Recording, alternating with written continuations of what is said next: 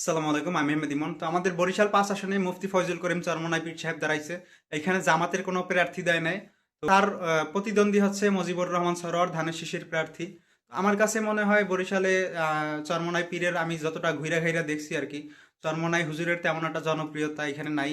বেশিরভাগ মানুষই বিএনপিরে সাপোর্ট করে বরিশালের এই সিটির ভিতরে আর কি ৫ আসনের। আমাদের এলাকায় যেমন ভোট আছে কম হইলেও ৫০০, সেইখানে সর্বোচ্চ হইলে ১০০ ভোট পাইতে পারে চরমোনাই হুজুরে। আমাদের সারা দেশে চরমোনাইয়ের অনেক সমর্থক আছে, কিন্তু আমাদের এই শহরে আর কি তার নিজ যে এলাকা যেটা বলে আর কি, চরমোনাইয়ের পাশেই তো আমাদের শহর।